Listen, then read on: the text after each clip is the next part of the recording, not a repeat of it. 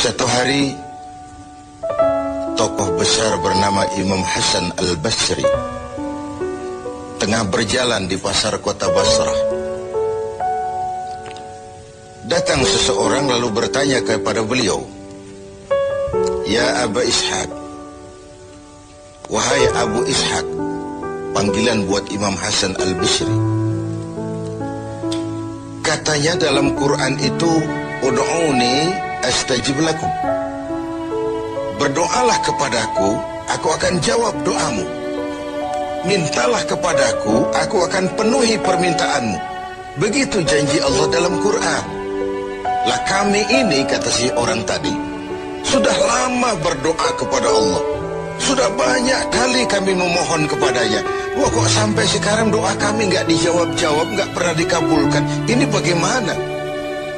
Katanya berdoa, aku kabulkan. Sudah lama kami berdoa. Kenapa nggak pernah dikabul-kabulkan? Apa doa kami salah pasang? Apa Tuhan pas kebetulan nggak dengar? Atau bagaimana ini? Imam Hasan Al-Basri senyum lalu menjawab, "Ya ahlal Basrah, hai penduduk Basrah, hatimu mati. Dari hati yang mati, bagaimana mungkin doa akan terjawab? Tidak ada getaran yang menyebabkan channel kepada Allah itu nyambung. Tidak ada. Dari hati yang mati, doa tidak mengeluarkan getaran untuk sampai kepada aras. Hatimu mati, maka doamu tidak dikabulkan." Kita renungkanlah jawaban ini. Sederhana, doa tidak didengar Tuhan. Permohonan tidak dikabulkan olehnya. Tapi kalau kita mau menukik kepada renungan yang lebih jauh, kemalangan apa yang lebih besar selain daripada kalau Allah sudah berpaling kepada kita dalam hidup ini? Permohonan tidak didengar, doa tidak dikabulkan, Allah sudah masa bodoh dengan kita. Kemana lagi langit tempat kita bernaung? Kemana lagi bumi tempat kita berpijak? Kalau Allah sudah berpaling dalam hidup ini kepada kita, itulah kemalangan yang paling besar dalam hidup ini. Sementara kita berleha-leha, menurut kita kemalangan itu kehilangan jabatan, kemalangan itu kehilangan harta benda, kemalangan itu adalah kehilangan orang yang kita sayangi. Allah berpaling dalam hidup kita, tidak pernah kita melakukan evaluasi. Nah, apa yang menyebabkan hati itu jadi mati? Sehingga tidak ada getaran yang nyambung ke aras, yang mengakibatkan Tuhan berpaling dari kita. Doa tidak lagi didengar, permohonan tidak lagi dikabulkan. Ada beberapa hal yang menyebabkan hati jadi mati, sehingga doa tidak terangkat. Imam Hasan Al-Basri menjelaskan beberapa faktor yang menyebabkan hati menjadi mati. Tidak ada lagi getaran yang mengantarkan doa ke aras, sehingga Tuhan pun berpaling. Yang pertama, kata beliau, "Araftumullaha wa lam tu'tuhu haqqah." Kamu kenal Allah, tapi haknya untuk disembah, kewajibanmu untuk menyembah, tidak pernah kamu laksanakan. Bagaimana hati tidak jadi mati? Kenal. Siapa pencipta alam semesta? Allah. Siapa pencipta lautan, gunung, sungai? Allah. Siapa pencipta langit dan bumi? Allah. Siapa pengatur segala-galanya?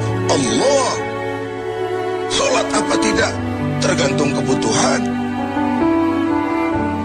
Kamu kenal Allah, tapi haknya untuk disembah, kewajibanmu untuk menyembah, tidak pernah kamu laksanakan. Bukankah simpel bahwa Fatihah saja mengajarkan iyyaka na'budu wa iyyaka nasta'in? Hanya kepadamu kami menyembah dan hanya kepadamu kami mohon pertolongan. Tertibul kalimat, na'budu dulu, baru nasta'in. Kalau na'budu terlaksana, nasta'innya pasti top chair. Hanya kepadamu kami menyembah, hanya kepadamu kami mohon pertolongan. Kalau ibadah beres, pertolongan pasti datang. doa didengar, permohonan dikabulkan, munajat pun diterima. Kenapa? Nak budunya beres, maka nasta'innya nikmat. Tidak diajarkan kita iyyaka nasta'in wa iyyaka na'budu, tapi na'budu dulu, baru kemudian nasta'in. Kalau hati tidak mau mati, janganlah pengenalan kita kepada Allah tidak diiringi dengan pendekatan kita kepadanya. Bagaimana cara mendekat kepada Allah? Logika saja. Mau dekat dengan presiden, ikuti peraturan yang dibuat oleh protokolernya presiden. Mau dekat dengan gubernur, ikuti peraturan yang disusun oleh protokolnya gubernur. Tidak bisa mau dekat dengan gubernur bikin peraturan sendiri. Mau dekat dengan Allah bikin metode sendiri. Dengan jalan ngelamun, duduk madep ngidul, bengong 4-5 jam, lalu mau dekat dengan Allah. Mau dekat dengan Allah, ikuti cara yang sudah diatur oleh Allah melalui utusan-utusannya. Bukan dengan cara membuat sesuatu sendiri. Ini yang pertama. Lalu yang kedua, yang menyebabkan hati jadi mati, qara'tumul Qur'an walam ta'malu bih.